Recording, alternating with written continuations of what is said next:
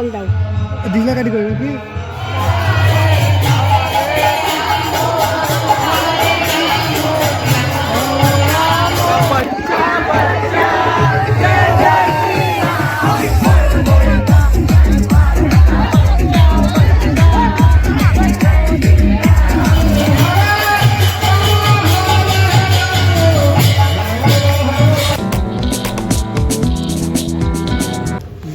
আর তোমরা কেমন আছো? আশা করছি তোমরা সবাই ভালো আছো, সুস্থ আছো। তো আজকে আবার বেরিয়ে পড়েছি একা একা, বনগাঁর দিকে যাচ্ছি এখন।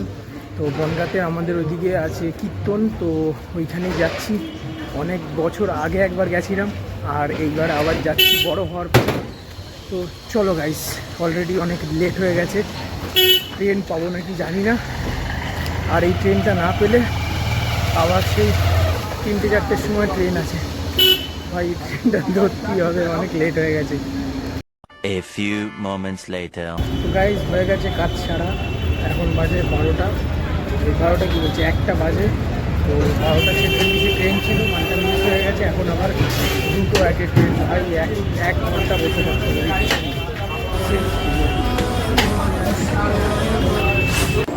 তো গাইজ আর ট্রেন মিস হয়ে যাওয়ার পরে এখন আবার 1 নম্বরে আসছে তো সেখানেই যাচ্ছি। স্যার এখন দাঁড়িয়ে রয়েছি 1 নম্বর প্ল্যাটফর্মে। তো ট্রেনের জন্য অপেক্ষা করছি। এখন সবে কটা বাজে, এখন 1:30 উপরে বাজে। একটু পরেই আসবে ট্রেন। বসে আছি, অপেক্ষা করছি, দেখি কতক্ষণে ট্রেন আসবে। 2 hours later. গাইজ আর অবশেষে বনগাঁয় নেমে গেছি। এখন সব যেতে হবে, কারণ তো অনুষ্ঠান শুরু হয়ে গেছে, নয়তো কোনো মজাই আমি করতে পারবো না। তাড়াতাড়ি এখন যাওয়ার চেষ্টা করবো।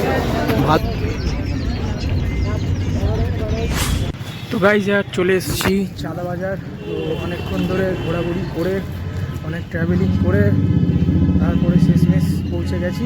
তো এবার যাচ্ছি বাড়ির দিকে, গিয়ে দেখি ফ্রেশ হয়ে তারপরে আবার কীর্তনের দিকে বেরাবো। চলো গাইজ যাওয়া যাক। তো গাইজ আর ছোটোবেলায় যখন এসেছিলাম তখন মোটামুটি ভালোই বড় হতো, আর এখন তার থেকেও ডবল বড় হয়ে গেছে। এখন মেলার মতো করে হয়, আরও বড় করে। তো আমি চলে এসেছি অলরেডি। তো গাইজ আর সকাল সকাল বেরিয়ে পড়েছিলাম যেহেতু, আর তারপরে আবার 2টো ট্রেন মিস হয়েছে। তো সেই কারণে ভালোই মোটামুটি খিদে লেগেছিলো। তো ভেবেছিলাম যে দুপুরবেলার যে ভোগটা দেওয়া হয় আমাদের কীর্তনের এখানে, তো সেটা খাবো। তো এসে দেখি যে দুপুরবেলার ভোগ তো দেওয়া শেষ হয়ে গেছে, এদিকে আবার রাত্রের ভোগের আয়োজন শুরু হয়ে গেছিলো। তো ভাবলাম রাত্রেই খেয়ে নেবো, কোন আর কি করা যাবে। A few moments later. তো গাইজ আমরা কীর্তনের এখানে চলে এসেছি। এই যে আমাদের সাইডেই বাড়ি, আর পাশের মাঠেই কীর্তন হয় বড় করে। এখন মেলার মতো করে বেশ দোকান টোকানও বসে, আগেও বসতো টুকটাক, তো এখন কম থেকে এখন বেশি বসে। তো যাই হোক, চলে এবার ভিতরের দিকে যাওয়া যাক। তো এখানে গোপাল ঠাকুর, রাধাকৃষ্ণ।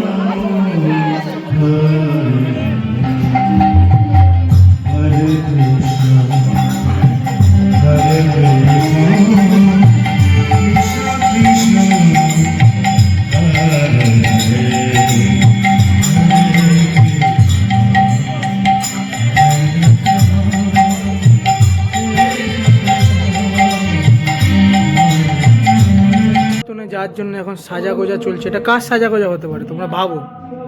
কোন বান্ধবীর বা কোন কার সাজা গোজা হতে পারে, গেস করো গাইস। আর এটা হলো আমার দিদি, সাজাগুজু চলছে এখন। ফাউন্ডেশন, তারপর ওটা কী বলে না, প্যারিসগুলো মারছে মুখের মধ্যে। সাদা হয়ে গেছে দেখতে পাচ্ছ, এমনি সাদা আবার সাদা করছে মুখ চোখ। তো গাইজ আর এখন আমি আমার 2 বান্ধবীর কাছে এসেছি। এক বান্ধবী আর এক বান্ধবীকে এখন আইল্যান্ড পরিয়ে দিচ্ছে। আর্টিস্ট, এটা হলো আর্ট ওয়ার্ক। হ্যাঁ। তো গাইজ আর ব্যাপারটা হলো গিয়ে যে এখন কীর্তন শুরু হয়ে গেছে। দাদা, বান্ধবীরা, বন্ধুরা, দিদিরা সবাই মোটামুটি চলে গেছে। আমি এখন যাচ্ছি মাঠের দিকে। তো এতক্ষণ একটু গল্প টল্প করছিলাম সবার সাথে একবার করে গিয়ে। তো এখন সবার সাথে একসাথে দেখা হবে মাঠে। চলো গাইজ।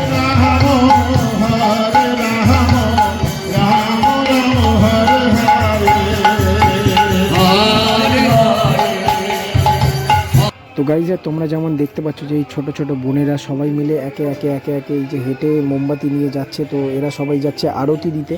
তো এই আরতি দেওয়ার জন্য সবাইকে মোটামুটি এই পুরো মণ্ডপে 3-4টে পাক মারতে হয় এই হাতে মোমবাতি নিয়ে।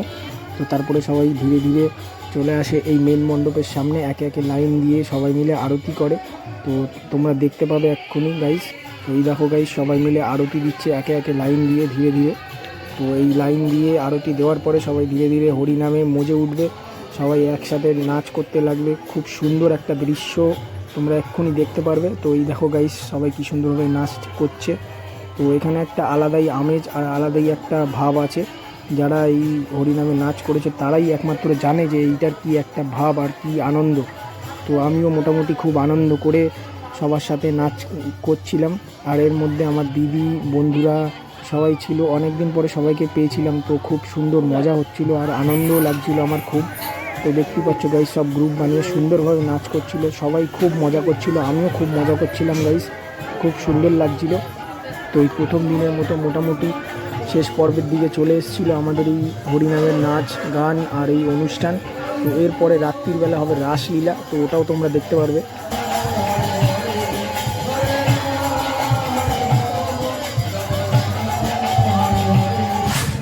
গাইজ আর অনেকক্ষণ নাচানাচি হলো, তারপরে এখন খাওয়া দাওয়ার পালা চলছে, ভোগ লেগেছে, এখন ভোগ খাওয়ার সময় একটু পরে যাবো খেতে। গাইজ আর এই সাইডে এখনও কীর্তন চলছে আর এই সাইডে ভোগ দেওয়া শুরু হয়ে গেছে।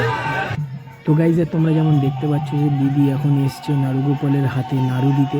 তো এই নাড়ুর একটা বিশাল গল্প আছে। ছোটোবেলায় যখন আসতাম তো আমার এই জিনিসটা খুব ভালোভাবে মনে আছে যে নাড়ুগোপালের হাতে যে নাড়ু বা লাড্ডু থাকতো আমি কপ করে তুলে খেয়ে নিতাম।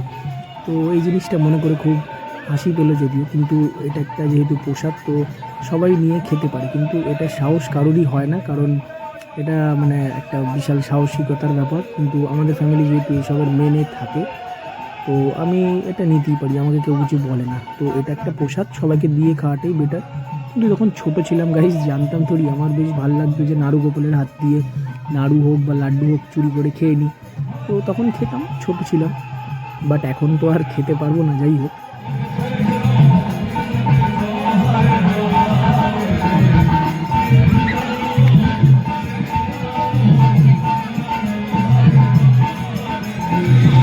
গাইজ আর অবশেষে খেতে বসে পড়েছি। তো এখন ভোগ খাবো, খাওয়া চলছে।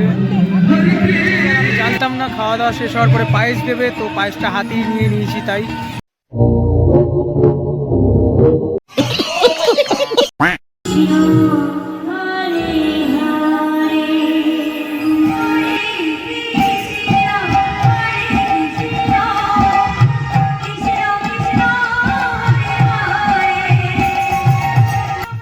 তো গাইজ আর ভোগ খাওয়া হয়ে গেছিলো। তো তারপরে আমি একটু বসে বসে হরিনাম দেখছিলাম। একটা দল উঠেছে, তো এই দলটা নামার পরেই রাসলীলা শুরু হবে। তো দেখতে পাচ্ছ গাইজ লোকজন অনেকই কম, কারণ অনেক রাত হয়ে গেছিলো। এই সময় মোটামুটি বাজে 1:30। তো মোটামুটি সুন্দর নাচ হচ্ছিল, এই দুই ভাই খুব সুন্দর নাচছিল, খুব ভালো লাগছিলো এদের নাচটাতে। বসে বসে একটু দেখছিলাম। আর অনেক তো নাচানাচি করেছি কিন্তু ভালো করে হরিনাম দেখা হয়নি, তাই সেই কারণেও আমি দেখছিলাম বসে বসে। তো এর একটা আলাদাই আনন্দ আছে। যারা এসছো, যারা দেখেছো এই হরিনামের অনুষ্ঠান তারাই জানো, যারা এসছো তারা অবশ্যই কমেন্ট করে জানিও তোমাদের এক্সপিরিয়েন্সটা কেমন ছিল।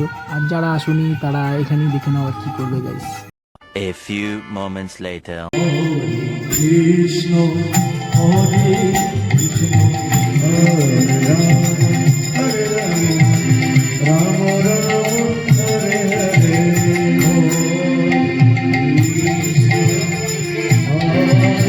মায়ের আশ্বাস্তবাণী শ্রবণ করে সকল কপিকান মায়ের চরণে ভক্তি মূল্য প্রদান করলে মা আমার অন্তরে হরে কৃষ্ণ কৃষ্ণ কৃষ্ণ হরে হরে হে রাম রাম রাম হরে হরে কৃষ্ণ কৃষ্ণ হরে হরে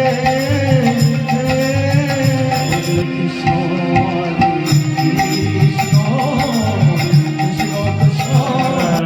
ভগবান বললে হে গোপিকা দেখার মতো হৃদয় তৈরি করলেই তো দেখা যায়। হরে রাম হরে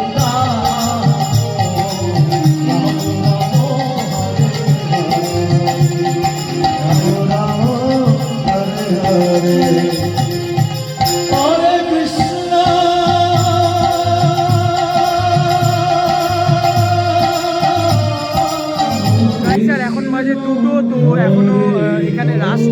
আমি কিছুক্ষণ দেখছিলাম, সবাই মোটামুটি চলে গেছে। আমার দুই বান্ধবী, দিদি, জামাইবাবু, তারপরে কাকি, পিসি সবাই মোটামুটি ঘরে সেটেল হয়ে গেছে। এবার আমিও যাচ্ছি ঘুমাতে, কারণ খুব ঘুম পেয়েছে। আর এই রাসলীলা এখন পুরোপুরি একদম সারা রাত চলবে, ভোরবেলা শেষ হবে।